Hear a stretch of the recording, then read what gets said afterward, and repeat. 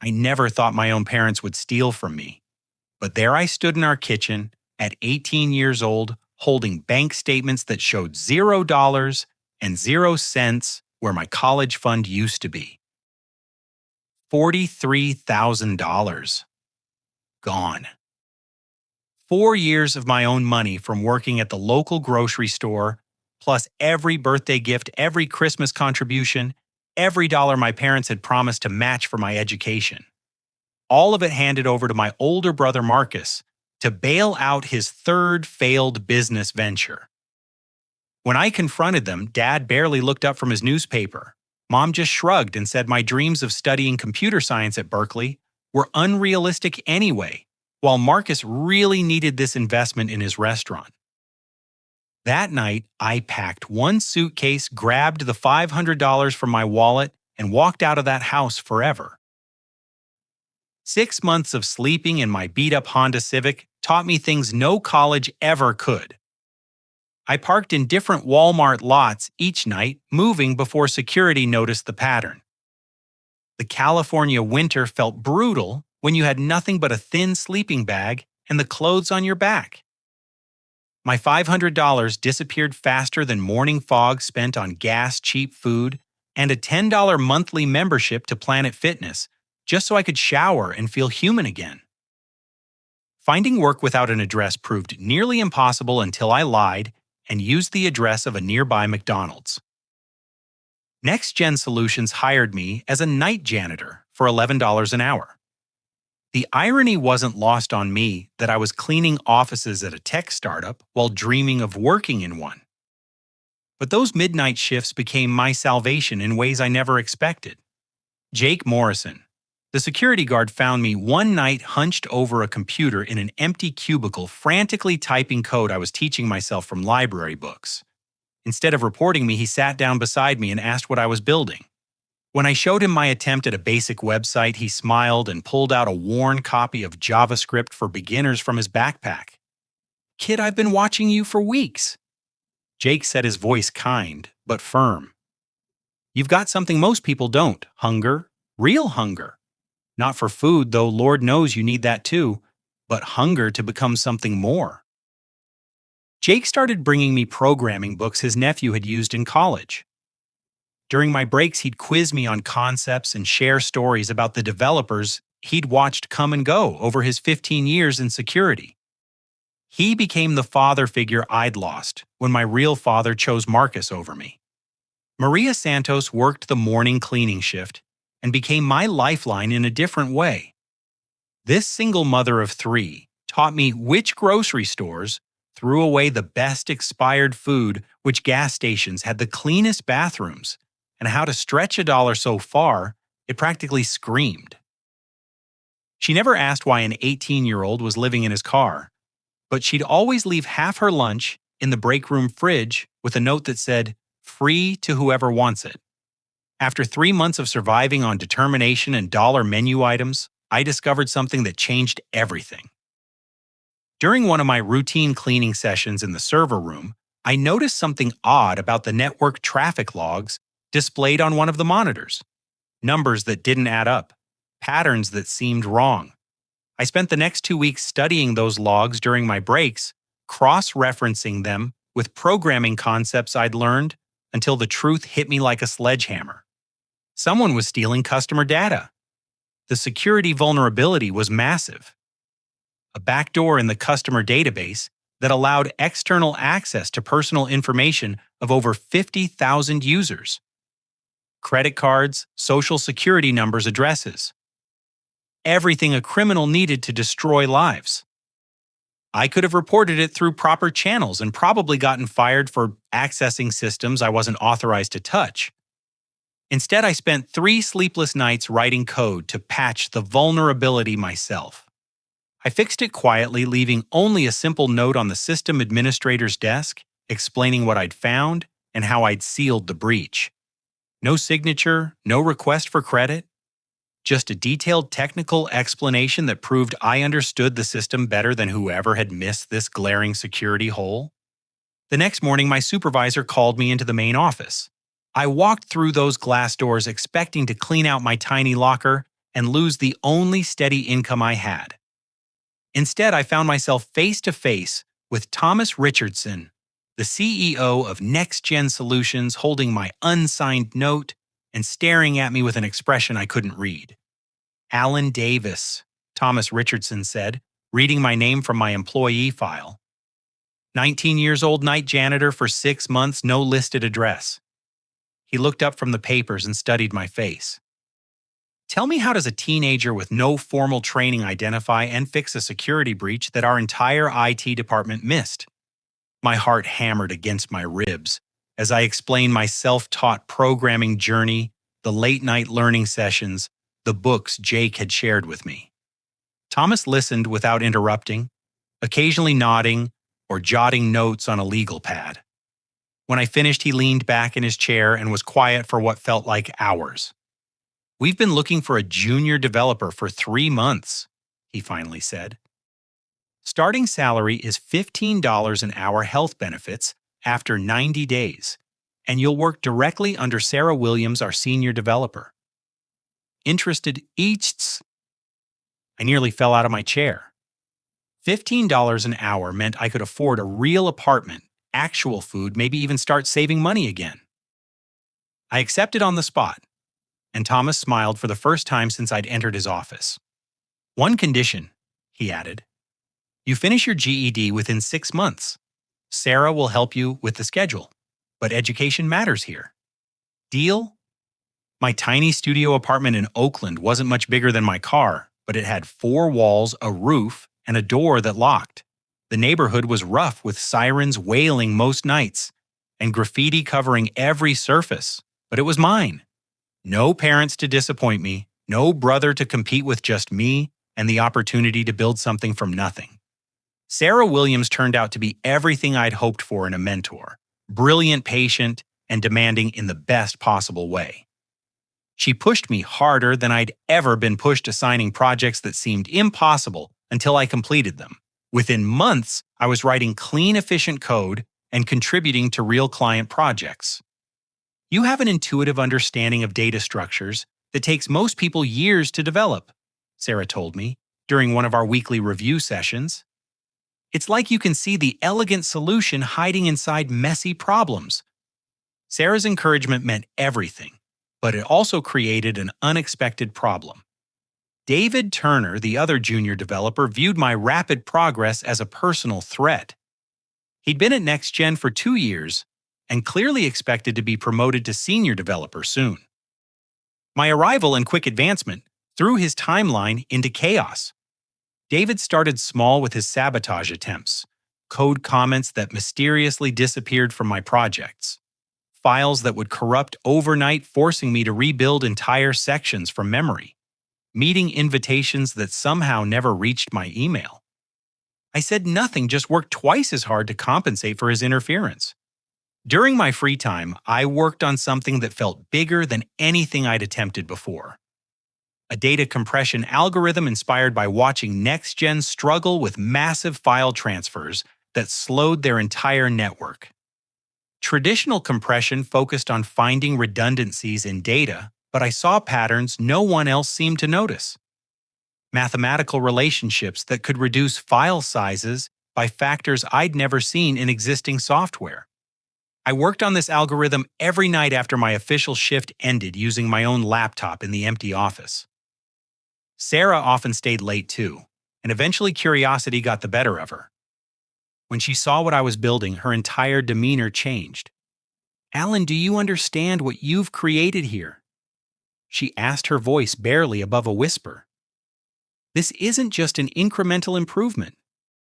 This could revolutionize how data moves across networks. We're talking about billions of dollars in potential value." Sarah offered to help me patent the algorithm, and even suggested we start our own company to develop it properly. We spent weeks refining the code, documenting every function, preparing for what could be a life-changing opportunity. But we made one crucial mistake. We talked about it at work. David Turner overheard one of our planning sessions. The next day, he cornered me in the supply room with an ultimatum that made my blood run cold. I know what you and Sarah are cooking up, he said, his voice low and threatening. Here's how this works. You cut me in for 30% of whatever you make from that algorithm, or I take the code myself and shop it to Google. I've got connections there, and they won't ask too many questions about where brilliant innovations come from. I stared at him, processing the audacity of his threat. This was exactly the kind of betrayal I'd fled from at home, except now my financial future hung in the balance instead of just my college dreams. You're bluffing, I said finally. You don't have access to my personal files. David smiled, and it was the coldest expression I'd ever seen. Want to bet your entire future on that assumption? David Turner had underestimated two things about me. First, growing up with Marcus had taught me to always expect betrayal from people who felt entitled to what I'd earned. Second, desperation had made me paranoid enough to protect my work better than he realized. I spent the next week watching David carefully documenting his access patterns and network activity. Sarah helped me set up monitoring software that tracked every file he opened, every email he sent, every system he accessed. Within days, we had proof that he was copying not just my algorithm, but client code, internal documents, and proprietary software he had no authorization to access. But I wanted more than just evidence of his current theft. I wanted to end his sabotage permanently. Working with Sarah, I created a honey trap, a fake improvement to my compression algorithm that looked revolutionary on the surface, but contained fatal flaws that would corrupt any system trying to implement it. The false code was elegant enough to fool a casual review, but would fail catastrophically under real-world conditions. We placed this poison gift where David would find it, then waited. It took him 3 days to steal it. Our monitoring software captured everything as he copied the fake algorithm and began shopping it to tech companies outside NextGen. He was too greedy and too arrogant to thoroughly test what he was selling. The trap worked perfectly.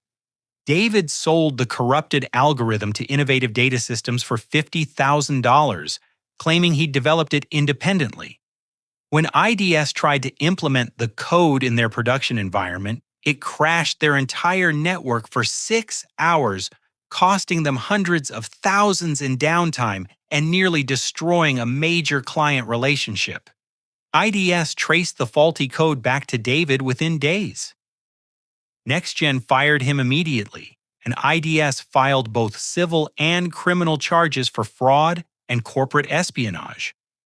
David's career in tech was over before it had really begun. With David gone and my real algorithm protected Sarah, and I moved forward with forming TechFlow Innovations. Jennifer Walsh, a patent attorney recommended by Thomas Richardson, helped us navigate the complex process of protecting intellectual property while maintaining our jobs at NextGen. The patent process took 8 months, but when it was approved, we had ironclad protection for technology that was already generating interest from major corporations. Our first client was a medical research company struggling with massive genomic data files that took hours to transfer between facilities. My algorithm reduced their transfer times by 85%, saving them thousands of dollars weekly in productivity costs. Word spread quickly in the medical research community, and soon we had a waiting list of potential clients. Within 18 months of that confrontation in the supply room, TechFlow had generated over $200,000 in revenue. Sarah and I were splitting profits 50-50 after expenses, and I was making more money than I'd ever imagined possible. For the first time since leaving home, I felt financially secure. That security shattered with a single phone call on a rainy Tuesday morning in March. "Alan, baby, please don't hang up." My mother's voice trembled through the phone. "We need to talk. Your father and I were in trouble, real trouble. Marcus made some bad investments and we co-signed for loans we can't pay back. The bank is going to foreclose on the house next month." I hadn't spoken to my family in almost 4 years.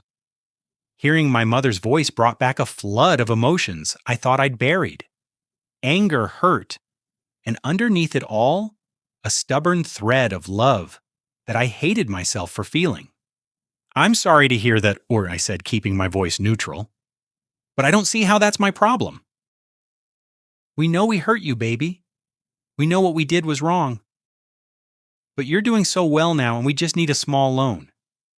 $25,000 would save the house. We'll pay you back with interest, I promise. $25,000. Half of what they'd stolen from me to give to Marcus. The audacity was breathtaking, but it wasn't what made me hang up the phone. It was what Jennifer Walsh discovered when I asked her to investigate my family's financial situation. Marcus had been using my name and social security number to open credit accounts for the past 3 years. 7 credit cards, 2 personal loans, and a car loan I knew nothing about. Over $120,000 in debt that appeared on my credit report as my responsibility. My brother hadn't just stolen my college fund, he'd stolen my entire financial identity and destroyed my credit rating while building his house of cards. When I called my mother back that evening, my voice was steady, but my hands were shaking with rage. "Did you know Marcus was committing identity theft?" I asked without preamble. The silence on the other end of the line lasted so long I thought she'd hung up. "Alan, honey, we can explain everything." "So you did know?" I felt something cold and final settle in my chest. "You all knew. You helped him steal from me twice. First my college fund, then my entire credit history. Marcus was desperate and you were doing fine on your own." I hung up and immediately called Jennifer Walsh. It was time to fight back. Jennifer Walsh connected me with Amanda Foster, a financial crimes specialist who had prosecuted dozens of identity theft cases. Amanda's initial review of the evidence made her whistle low under her breath. "This is extensive and sophisticated," she said, spreading documents across her conference table. "Your brother didn't just use your information randomly. Someone taught him how to space out the applications, how to use different addresses to avoid detection, how to manipulate the system. This was planned and coordinated." Detective Luis Johnson from the Oakland Police Department's Financial Crimes Unit took my case seriously when he saw the scope of the fraud. Luis had grown up poor and worked his way through college, so he understood the personal violation that went beyond just stolen money. "Identity theft destroys lives," Luis explained during our first meeting. "It's not just about the money they stole. It's about the opportunities you lost because your credit was ruined. Jobs you couldn't get, apartments, you couldn't rent, loans you couldn't qualify for. We're going to nail them for every dollar." Building the criminal case required months of painstaking documentation. Bank records, credit applications, phone records, even handwriting analysis to prove Marcus had forged my signature. The investigation revealed a pattern of fraud that stretched back 5 years starting when I was still in high school. The legal battle consumed my savings and nearly destroyed TechFlow's momentum. Court costs, attorney fees, forensic accounting expenses, and travel costs for depositions added up to tens of thousands of dollars. Sarah covered my share of business expenses for months while I fought to clear my name and pursue justice. But the legal war wasn't my only concern. TechFlow's compression technology had caught the attention of major corporations, and bidding wars were developing for licensing rights. Google offered $2 million for exclusive rights to use our algorithm in their cloud storage systems. Microsoft countered with $3 million for non-exclusive licensing that would allow us to work with other companies as well. These offers represented life-changing money, but the identity theft case made everything complicated. Banks were reluctant to provide business loans to someone with a destroyed credit score, even when the destruction was fraudulent. Investors worried about legal distractions affecting my ability to focus on business development. Sarah stepped up in ways that reminded me why partnership with good people was worth more than any individual success. She personally guaranteed a bridge loan that kept TechFlow operational during the worst of the legal chaos. She took over client relations when I was stuck in depositions or court hearings. Most importantly, she never once suggested I should settle the case quickly to protect our business. "Justice delayed is justice denied," she told me after a particularly brutal day of testimony. We're going to see this through no matter how long it takes or what it costs.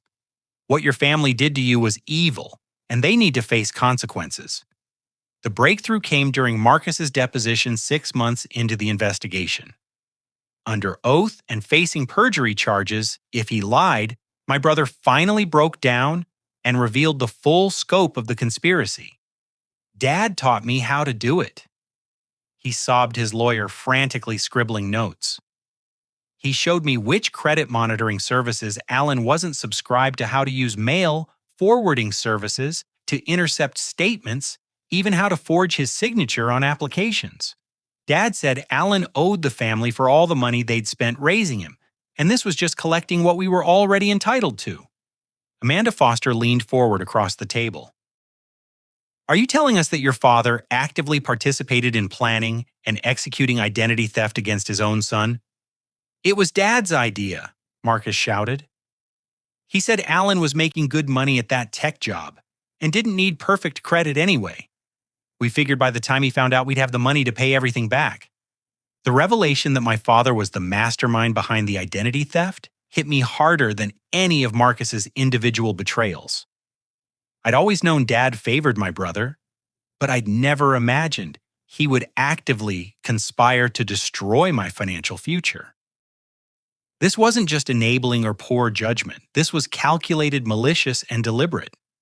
That night I sat in my apartment staring at Marcus's signed confession and felt something fundamental shift inside me. The last threads of familial obligation snapped. These people weren't my family anymore. They were criminals who had systematically victimized me for years, and they deserved whatever consequences the justice system could deliver.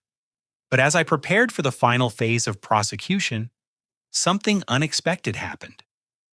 Google increased their licensing offer to $5 million, and Microsoft responded with $7 million. Amazon entered the bidding at $8 million. My compression algorithm had become the center of a corporate acquisition war, and the numbers being discussed made me dizzy. TechFlow was about to make me wealthy beyond anything I'd ever dreamed, but the timing created a terrible irony. Just as my family faced criminal charges and financial ruin for stealing from me, I was becoming rich enough to solve all their problems without even noticing the expense. The question that kept me awake at night was simple, but devastating. What kind of man did I want to be when I had the power to choose between justice and mercy? The Marcus Davis criminal trial lasted 3 weeks and ended with a plea bargain that satisfied no one but avoided the uncertainty of a jury verdict. Marcus pleaded guilty to 7 felony counts of identity theft and agreed to pay full restitution of $120,000 plus interest.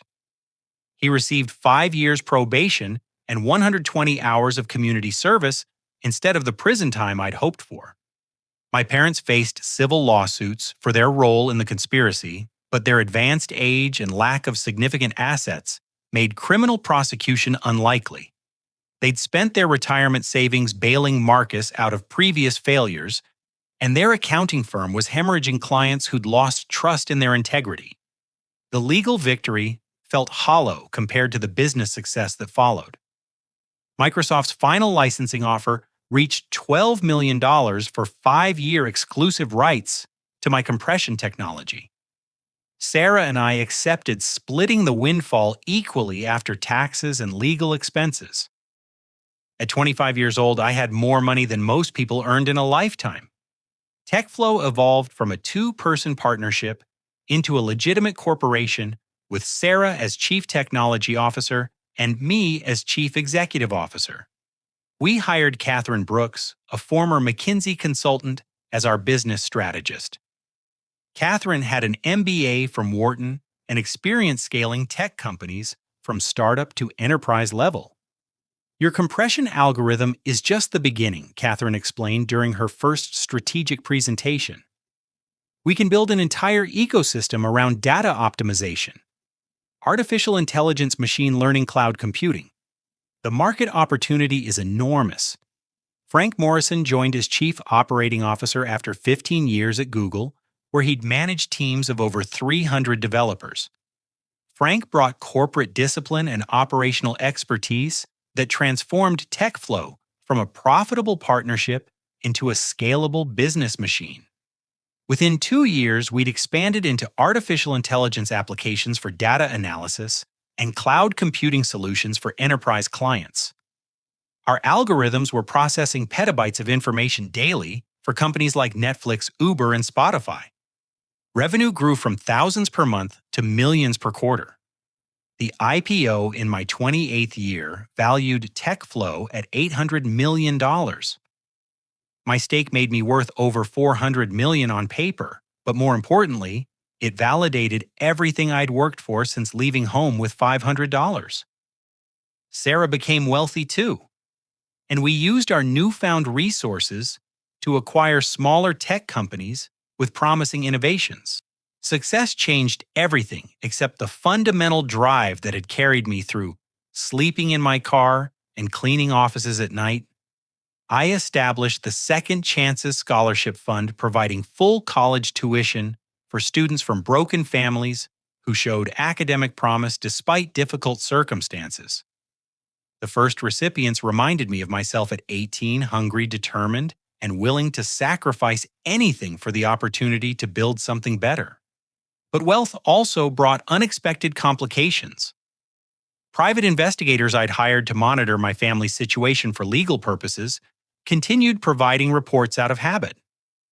What I learned about my parents' declining circumstances created an ethical dilemma I hadn't anticipated. Their accounting firm Davis & Associates was failing, not because of general economic conditions, but because news of Marcus's identity theft conviction had spread through their small business community. Clients who'd trusted them for decades worried about working with a family that had produced a convicted fraudster. Revenue had dropped by 60% over 2 years, and they were struggling to pay basic expenses. The irony deepened when my investigators revealed that their largest remaining client, Peterson Manufacturing, represented over 60% of their total income.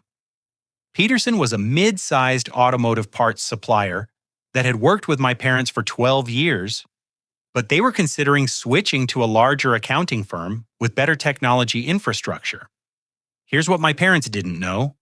Peterson Manufacturing was a subsidiary of Morrison Industrial Holdings, which I'd acquired 6 months earlier through one of TechFlow's shell corporations. I was essentially keeping my parents' business afloat without their knowledge, and I held their entire financial future in my hands. The temptation to cut Peterson loose and watch my parents' business collapse was overwhelming. They destroyed my credit, stolen my college fund, and actively participated in identity theft. They deserved to face the consequences of their choices without any intervention from me. But another part of me recognized that revenge wouldn't heal the damage they'd caused or bring back the years of struggle I'd endured. Justice had already been served through the courts.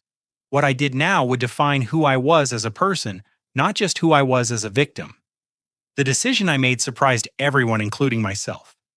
Instead of immediately destroying their business, I decided to give my parents one final chance to prove they were capable of change. I instructed Peterson Manufacturing to announce they were seeking proposals from multiple accounting firms for a comprehensive technology upgrade. The firm that could demonstrate the most modern, efficient, and secure financial management system would win a 5-year contract worth over $2 million. My parents would have to compete for their own survival, but I'd given them a path to success if they were willing to work for it. What they did with that opportunity would reveal whether they'd learned anything from the consequences of their previous choices.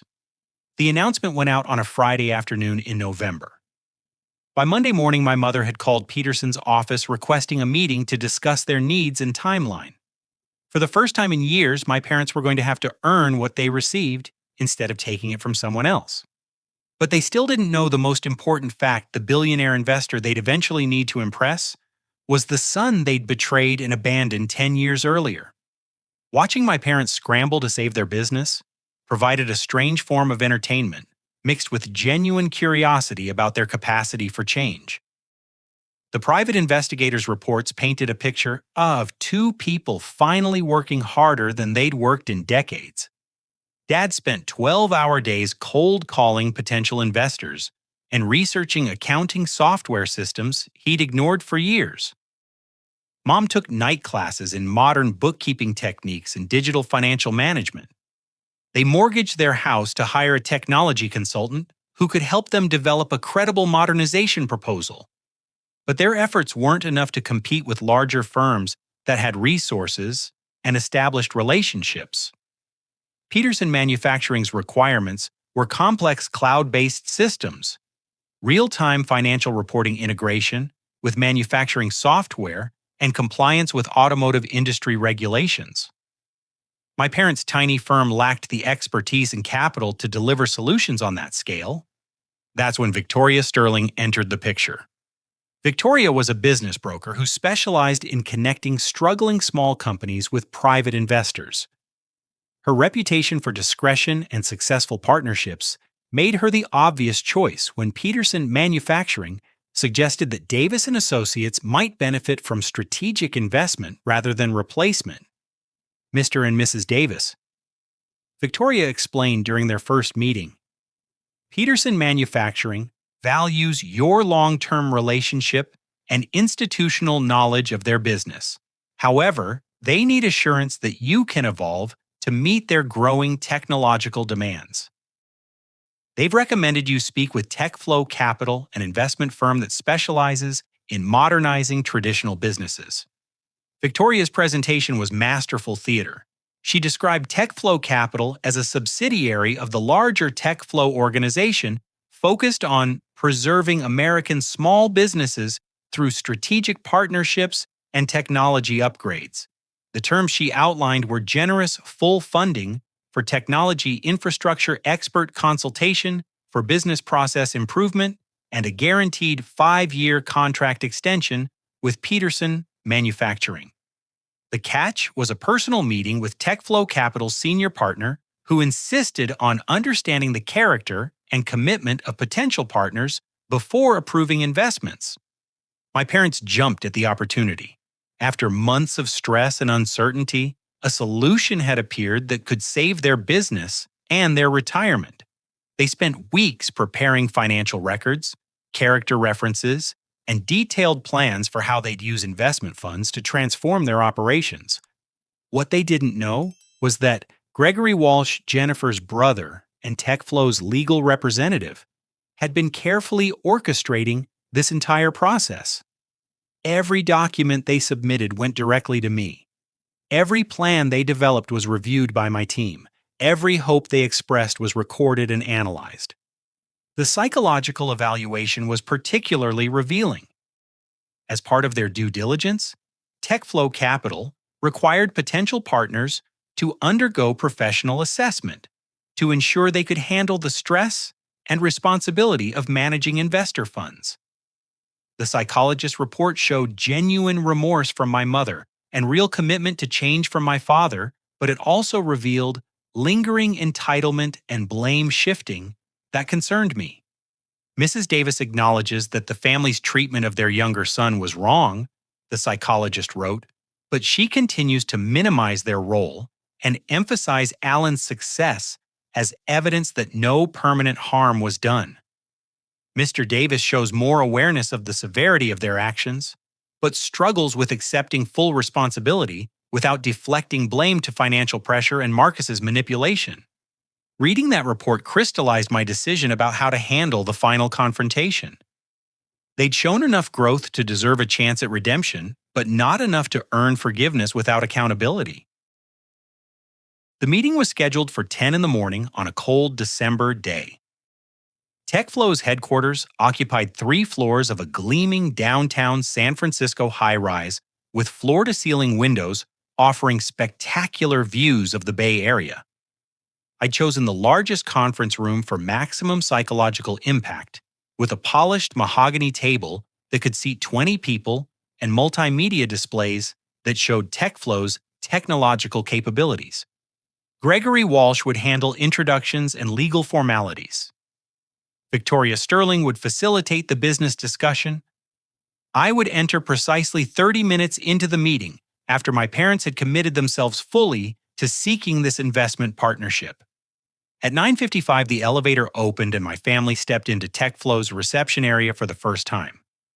Dad wore a suit that looked new but ill-fitting. Mom carried a leather portfolio that probably contained every document they'd ever created related to their business. Marcus, surprisingly, was with them dressed conservatively and carrying himself with none of the swagger I remembered from our youth. I watched through security cameras as they checked in with the receptionist, their nervousness obvious in every gesture. They'd aged more than I'd expected. Dad's hair had gone completely gray, and Mom looked smaller, somehow diminished by years of stress and disappointment. Marcus had gained weight and lost the cocky confidence that had defined his personality when we were younger. For a moment, I felt something that might have been sympathy. These were people who'd made terrible choices and faced real consequences.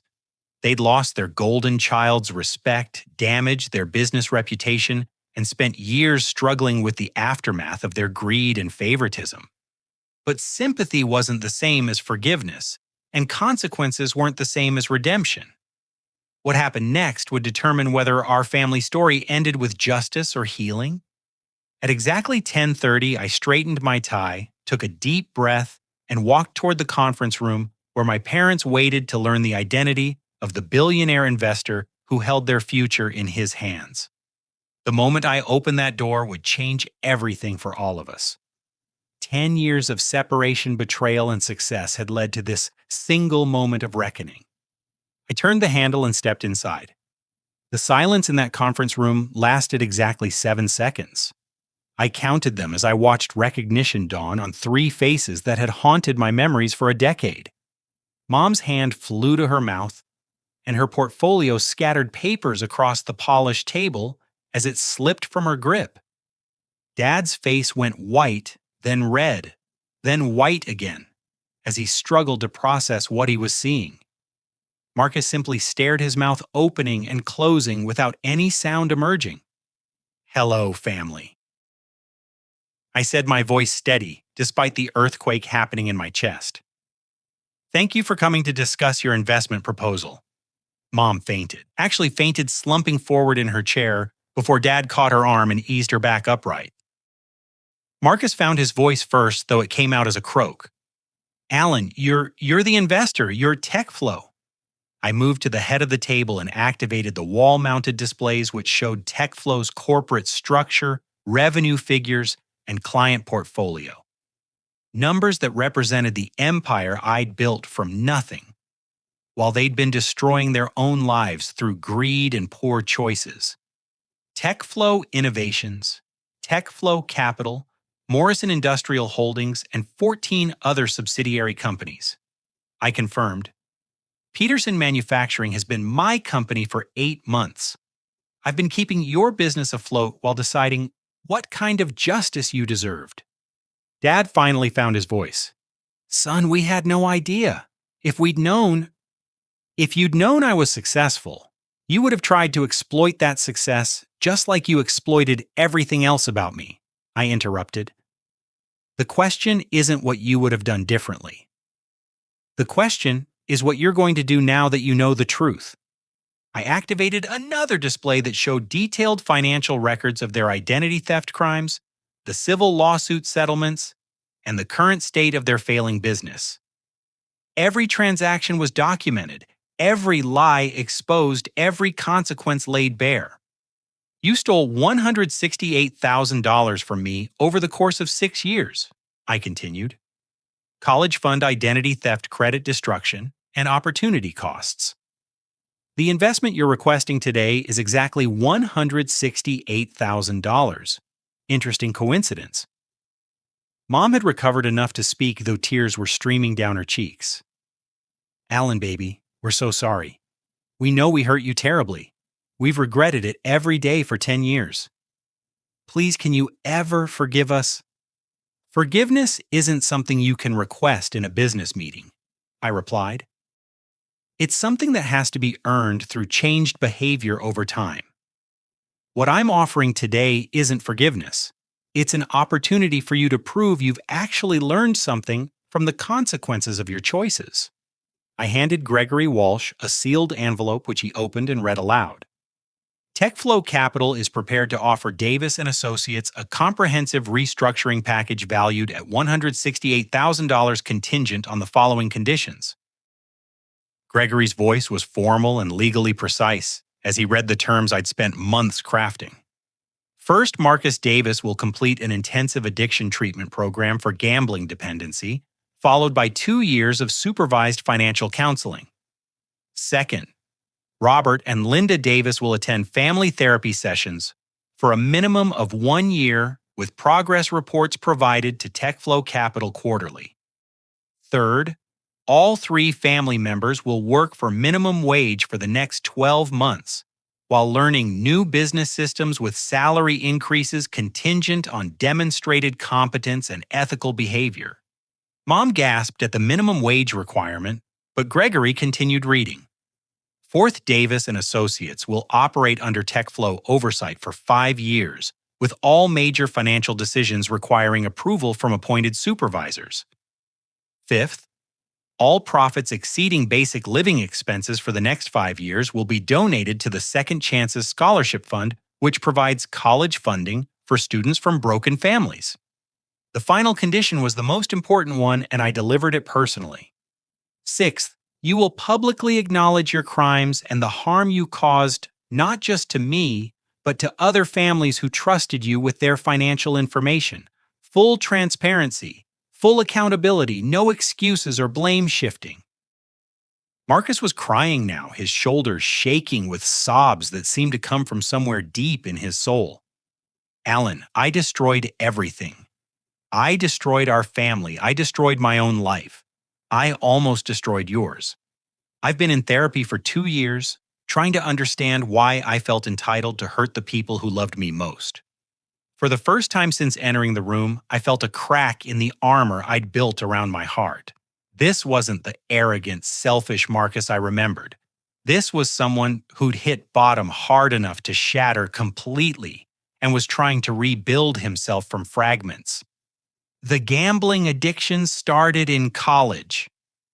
Marcus continued, his voice barely above a whisper. I couldn't stop, couldn't ask for help, couldn't admit I had a problem. Every time you succeeded at something, it felt like proof that I was worthless. So I took from you instead of building something myself. I turned you into an enemy instead of celebrating your achievements. Dad cleared his throat, and when he spoke, his voice carried a weight I'd never heard before. Son, I failed you in ways I'm still discovering. I taught Marcus that taking was easier than earning because that's what I'd learned from my own father. I convinced myself that family meant taking care of the weakest member, even if it meant sacrificing the strongest one. I was wrong about everything. Mom's tears had stopped, replaced by a determination that reminded me of the woman who'd once taught me to tie my shoes and helped me with homework before Marcus's problems consumed her attention. We don't deserve forgiveness, she said firmly. We don't deserve a second chance. But if you're offering one, we'll earn it properly this time. No shortcuts, no entitlement, no excuses. I looked at each of them carefully, searching for signs of manipulation or performance. What I saw instead was genuine brokenness, real remorse, and the first honest self-assessment any of them had ever offered. The terms are non-negotiable, I said. Accept them completely or walk away now and face bankruptcy within 60 days. Your choice. They accepted unanimously. The transformation didn't happen overnight, but it was real. Marcus completed his addiction treatment and discovered a talent for helping other recovering gamblers rebuild their lives. Dad learned modern accounting software with the determination of someone half his age, and Mom became the most efficient bookkeeper in their entire industry. The family therapy sessions were brutal at first, with years of resentment and hurt feelings exploding in supervised confrontations. But gradually, real communication replaced the manipulation and avoidance that had poisoned our relationships for decades. 6 months into their probationary period, I visited their renovated office for the first time. The space was modern, efficient, and bustling with activity. They'd not only saved their business, but expanded it by demonstrating genuine integrity and competence to clients who'd been skeptical about their ability to change. "We have something for you," Mom said, handing me a leather-bound ledger that contained detailed records of every dollar they'd stolen and every dollar they'd repaid through their scholarship fund contributions. "Full restitution plus interest as promised," Dad added. "But more importantly, we want you to know that saving our business was just the beginning. We're building something we can be proud of for the first time in our lives." Marcus stepped forward with a framed photograph of our family at Christmas when I was 10 years old, all of us smiling and genuinely happy before addiction and favoritism tore us apart. "I kept this picture through everything," he said. "It reminded me that we used to be capable of loving each other properly. I'd like to earn the right to create new pictures like this one." Standing in that office surrounded by evidence of real change and genuine effort, I felt something I hadn't experienced in over a decade. Not forgiveness exactly, but the possibility of healing. The recognition that people could grow beyond their worst choices if they were willing to do the hard work of becoming better. "We're not going to pretend the past didn't happen," I told them, "and we're not going to rush into some fairy tale reconciliation. But we can build something new if we're all committed to honesty and growth." That Christmas marked our first family gathering in 11 years. It was awkward, careful, and filled with the awareness that trust had to be rebuilt one conversation at a time. But it was also hopeful in ways I'd forgotten were possible. The Second Chances Scholarship Fund had grown to support over 200 students, by then funded partly by my family's restitution payments and partly by TechFlow's continued success. Each scholarship recipient reminded me that broken families could produce extraordinary people if someone cared enough to offer genuine opportunity. Marcus had become the fund's volunteer coordinator, using his own story of addiction and redemption to mentor students who struggled with family dysfunction. Dad and Mom served on the advisory board, their experience with consequences providing valuable perspective on accountability and growth. TechFlow continued expanding into new technologies, with Sarah leading innovations in artificial intelligence and me focusing on strategic partnerships with companies that shared our values of ethical business practices. We'd proven that success built on integrity was more sustainable and more satisfying than wealth acquired through exploitation. But the greatest success was personal. Learning that justice and mercy weren't opposites, but partners in the work of healing broken relationships. Understanding that holding people accountable for their choices was an act of love, not revenge. Discovering that forgiveness was possible without forgetting, and that families could be rebuilt on foundations stronger than the ones that had crumbled. On quiet evenings, I still thought about that 18-year-old boy who'd walked out of his childhood home with $500 and a heart full of rage. He'd been right to leave, right to build something better, right to demand consequences for the people who'd betrayed him. But he'd also been incomplete in ways he couldn't have understood then. Real strength wasn't just about surviving betrayal or achieving individual success. Real strength was about breaking cycles of dysfunction and creating opportunities for healing that extended beyond personal vindication. The boy who'd left with $500 had become a man worth hundreds of millions, but more importantly, he'd become someone capable of transforming pain into purpose and justice into restoration. That transformation was the real victory, and it was worth more than any amount of money in any bank account anywhere in the world. What would you do if you had the power to choose between justice and mercy for people who had deeply hurt you? Have you ever experienced betrayal from family members? And how did you handle it? Please share your thoughts in the comments below.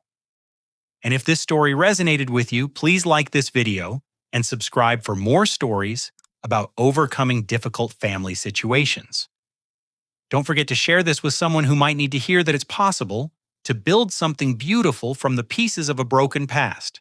Thank you for listening, and I hope you find the courage to choose healing over hatred in your own life's journey.